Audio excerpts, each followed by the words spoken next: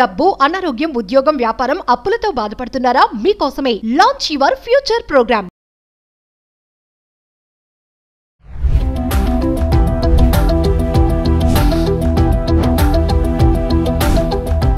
Hi hello నమస్తే, welcome back to Suman TV. ప్రస్తుతం మనతో పాటు ఉన్నారు motivational speaker, life coach Datteshwar గారు. సార్ ఒక వీడియోలో చెప్పారు కదా ఎండింగ్ లో, నిద్ర లేచింది మహిళా లోకం, మరి మగాళ్ళందరూ కూడా నిద్రపోవాల్సిందేనా అని. మరి అలాగే ఉందండి, బయట సొసైటీ చూసుకుంటే మగవాళ్ళు ఆడవాళ్ళకి భయపడిపోతున్నారు. ఈ విషయంలో ఎంతమంది ఏకీపిస్తారో మాకైతే తెలియదు, కానీ కొన్ని సంఘటనలు చూస్తున్నాం కదా, భయం వేస్తుంది. సార్ ఒక వీడియో చెప్పారు, ప్రేమించి పెళ్లి చేసుకుందామంటే తల్లిదండ్రులు చంపేస్తున్నారు, కొని పెద్దలు ఒప్పించిన పెళ్లి చేసుకుందాం అంటే భార్యకి వచ్చేసి చంపేస్తుంది అనేసి. ఎందుకు ఆడవాళ్ళు ఇలా తయారవుతున్నారు? ఇల్లీగల్ అఫైర్స్ కి ఎందుకు వీళ్ళు మక్కువ చూపిస్తున్నారు? అందమైన భార్య, అందమైన భర్త, పిల్లలు ఉన్నా కూడా భర్తలు ఇలాగే చేస్తున్నారు, భార్యలు కూడా ఇలాగే చేస్తున్నారు. సో ఎందుకు మహిళలు ఇలా టర్న్ అయిపోతున్నారు? భర్తలనే కాదు, ప్రేమికులనే కాదు, పిల్లల్ని కూడా, కడుపున పుట్టిన పిల్లల్ని కూడా హతమార్చేస్తున్నారు. సో మెంటాలిటీ ఎందుకు చేంజ్ అవుతుంది? దీని మీద సార్తో మాట్లాడదాం. నమస్తే సార్. నమస్తే అండి. సార్, మరి మీరు అన్నారు ఒక వీడియోలో కదా, మరి మగవాళ్ళకి నిద్రపోవాల్సిందేనా, అలానే ఉంది, మరి బయట ఏం చెప్తారు? ఇక్కడ మగవాళ్ళు నిద్రపోవడం కాదండి, మగవారికి నిద్ర పట్టకుండా అయిపోయిందండి. హడలెత్తిపోతున్నారు మగాళ్ళు, ఎలా బతకాలి అని. ఎందుకు అంటే అండి, మితిమీరిన స్వేచ్ఛ ఇదే ఇప్పుడు సమాజానికి బాగా పట్టి పీడిస్తుందండి. ఆడవాళ్ళు వాళ్ళ కట్టుబాట్లు, వాళ్ళ గౌరవం కొద్దీ ఉన్నంత కాలం ఇలాంటి క్రైములు ఎక్కడా జరగలేదండి. ఎప్పుడైతే వాళ్ళకి మితిమీరిన స్వేచ్ఛ ఇచ్చామో ఇలాంటి దారుణాలన్నీ జరుగుతున్నాయండి. ఒకటా రెండా, సమాజంలో ఈరోజు న్యూస్ ఛానల్ పెడదామన్నా, న్యూస్ పేపర్ చూద్దామన్నా ఏ ఘోరం చదవాలా అనేది అర్థం కావట్లేదండి, భయం వేస్తుందండి. అంతెందుకండి, రీసెంట్గా హైదరాబాద్లోనే తను సాధారణ టీచరు, ప్రశాంతంగా జాబ్ చేసుకుంటూ ఉంది, తను భర్త డ్రైవరు, 3 పిల్లలు, బాగా నడుస్తున్న సంసారం. ఇంతలోనే ఏదో 10th క్లాస్ మీట్ అని చెప్పేసి, గ్రూప్ మీట్ అని చెప్పేసి పిలిచారు. అక్కడ పరిచయం ఏర్పడింది.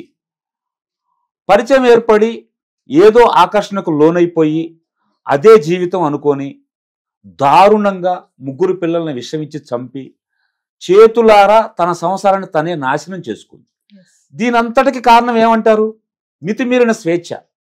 నీ కుటుంబం బాగుంది, నీ కుటుంబ బాధ్యతలు నువ్వు నిర్వర్తించాలే తప్ప ఎక్కడికో వెళ్ళి నీ కామదహనానికి కుటుంబ సభ్యులు మొత్తాన్ని దహించి వేస్తున్నావు.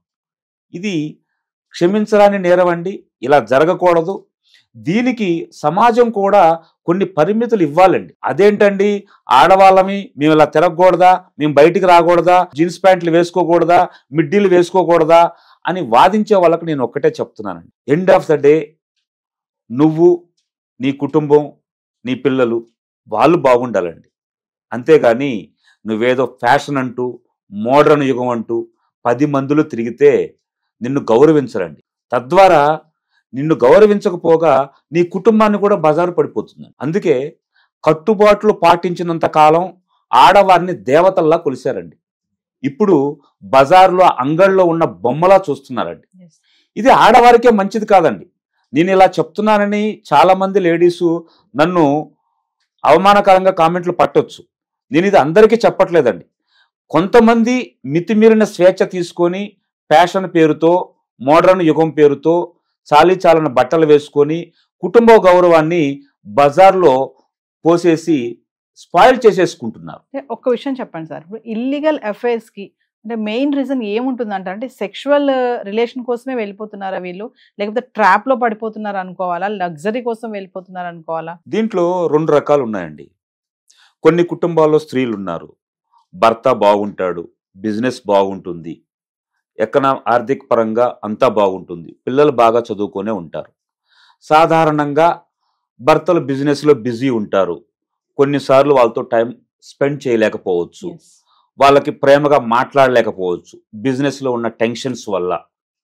అది భార్య అర్థం చేసుకోవాలండి. అతను అంతా చేస్తుంది కుటుంబం గురించి, పిల్లల గురించి, మీ భవిష్యత్తు బాగుండాలనే ఇన్ని టెన్షన్స్ తీసుకుంటూ రాత్రి అనక పగలనక కష్టపడుతూ ఉన్నారు. అంత మాత్రాన, నిన్ను పలకరించినంత మాత్రాన నీ మీద ప్రేమ చూపించట్లేదని నువ్వు వేరే వాడికి ఆకర్షణకు లోనయ్యి కేవలం కామం కోసం వాళ్ళతో వెళ్ళి జీవితాన్ని సర్వనాశనం చేస్తున్నారండి. అంతేకాకుండా మళ్ళీ వాడి మోజులో పడి ఉన్న భర్తనే చంపడం, మర్డర్ చేయడం, ఎన్నో రకాలుగా హింసించటం. మహిళలు ఇలా టర్న్ అవ్వడానికి కూడా భర్తలు కూడా కారణమే అని కొంతమంది అంటున్నారు. దానికి మీరేం చెప్తారు? నేను ఒక మాట చెప్తానండి. ఆడవారు మారటానికి మగవాడికి 100 ఛాన్సులు ఇస్తారు. అప్పుడు కూడా మగాడు మారకపోతే ఆడది మారుతుంది అంటున్నారు. నేనేమంటున్నానంటే ఆడవాళ్ళు 100 ఛాన్సులు ఇవ్వడక్కర్లేదండి, ఒక్క ఛాన్స్ ఇవ్వండి.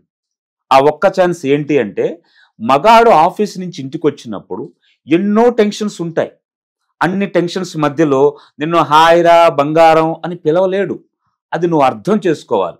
ఇంటికి రావడంతోనే ఫస్ట్ ఆయన్ని కంఫర్ట్ జోన్లో ఉంచండి. అంతేగాని ఏదో ఇన్స్టాగ్రామ్లో పరిచయం అయినోడు హాయ్ బంగారం ఉన్నంత మాత్రాన అవి నిజమైన ప్రేమలు కావు.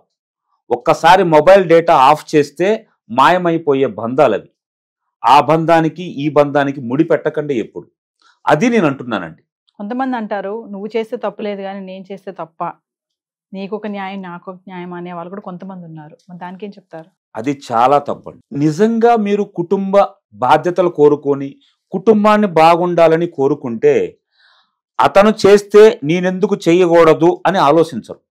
అతను చేస్తే అతని చేత దాన్ని ఎలా మార్పించాలి, అతన్ని మంచి దారిలో ఎలా పెట్టాలి అని ఆలోచిస్తారే తప్ప అతను చేశాడు కాబట్టి నేను చేస్తాను అనడం చాలా తప్పండి. ఇప్పుడు wife and husband relationship strong గా ఉండాలి అంటే, ఎటువంటి అనుమానాలు ఏమి ఉండకుండా ఉండాలి అంటే ఎలాంటి రిలేషన్షిప్ మెయింటైన్ చేయాలి అంటారు? భార్యాభర్తలు అన్యోన్యంగా ఉండాలి అంటే 4 సూత్రాలు పాటిస్తే చాలండి.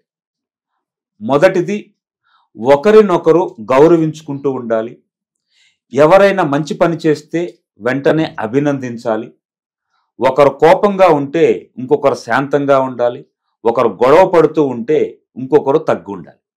చూడండి, మనల్ని నమ్మి వచ్చిన వాళ్ళు, మన కోసం జీవితాన్ని పంచుకుంటున్న వాళ్ళు ఏమి ఒక మాట అంటే ఒక మెట్టు దిగుంటే తప్పులేదు కదా. మన భవిష్యత్తు గురించే తగ్గుండాలి. ఒకరినొకరు గౌరవించుకోవాలి. అప్పుడే ఆ దాంపత్యం కలకాలం అన్యోన్యంగా సంతోషంగా ఉంటుందండి. Thank you sir. Thank you అండి.